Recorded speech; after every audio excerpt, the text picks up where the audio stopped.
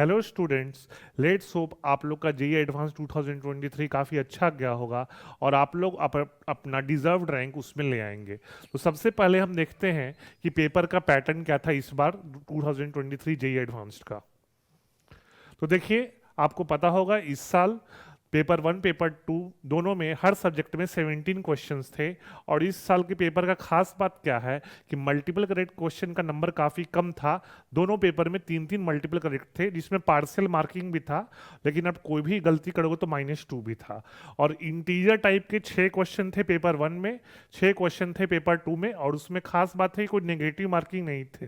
लेकिन interior type में negative marking नहीं भी होने से कुछ फर्क पड़ता नहीं, क्योंकि आपको पता है इंटीरियर टाइप में आप गेस वर्क तो कर नहीं सकते। साथ साथ पेपर 1 में 4 मैच द कॉलम थे, है ना, 1-to-1 मैच था। और पेपर 2 में पैराग्राफ बेस्ड क्वेश्चन थे, जिसका आंसर न्यूमेरिकल में था, और न्यूमेरिकल टाइप क्वेश्चन में भी नेगेटिव मार्किंग नहीं था। तो खैर उसका एडवांटेज बस यही है कि आप गलत करोगे तो कोई नेगेटिव मार्किंग नहीं आएगा। आप न्यूमेरिकल टाइप और इंटीरियर टाइप क्वेश्चन में गेस वर्क तो कर नहीं सकते, तो नेगेटिव मार्किंग नहीं होने का भी कुछ खास उसका बेनिफिट नहीं था, है ना। चलिए अब देखते हैं ये पिछले 4 साल का 2019, 20, 21, 22 का आपको कट ऑफ है। ये कट ऑफ का मतलब है कि ऐसा नहीं है कि इस स्कोर पे आपको सीट मिल जाएगा। इस स्कोर पे बेसिकली क्या था कि आपको क्वालिफाइड आओगे। जब जेईई एडवांस का रिजल्ट आता है तो उसमें लिखा रहता है क्वालिफाइड नॉट क्वालिफाइड।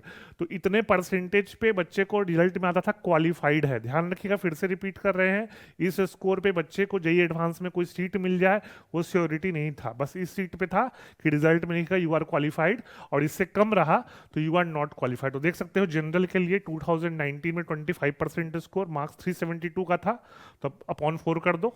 फिर 2020 में 17.5%, 2021 में 17.5%, और 2022 जो कि पेपर थोड़ा टफ भी था, और थोड़ा सा उस लास्ट ईयर बच्चों को थोड़ा सा कंप्यूटर में भी काफ़ी दिक्कत था, क्वेश्चन पेपर देखने में थोड़ा दिक्कत हुआ था, विजिबिलिटी प्रॉब्लम था, इसलिए कट ऑफ थोड़ा गिर गया था 15.28%।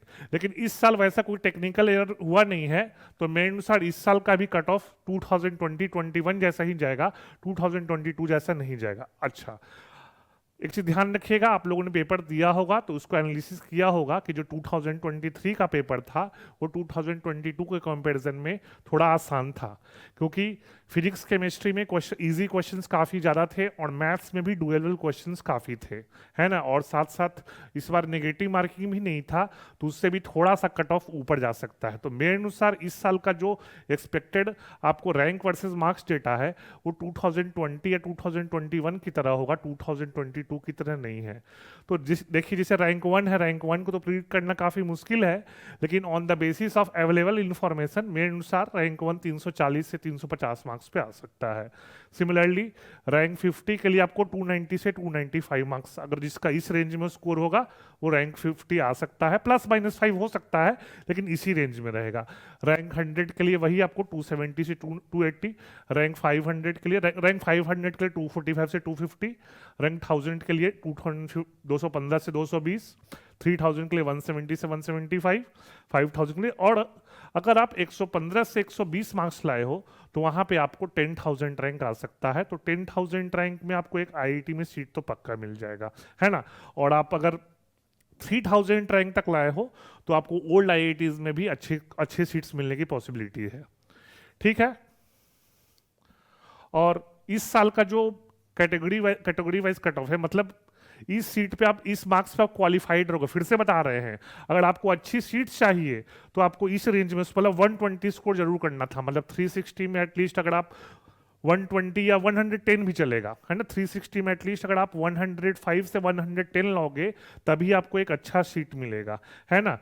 इस स्कोर में आपको कोई सीट नहीं मिलने वाला, इस स्कोर में बस आपके रिजल्ट में लिखा रहेगा कि आप क्वालिफाइड हो। तो जनरल का मेरे अकॉर्डिंग, हमारे अकॉर्डिंग 63 मार्क्स लाएगा जो इस बार जनरल कैटेगरी में, उसका क्वालिफाइड रहेगा। थोड़ा सा फिर से बता रहे हैं, इस बार का जो कट ऑफ है 2020-21 की तरह है, 22 की तरह नहीं है।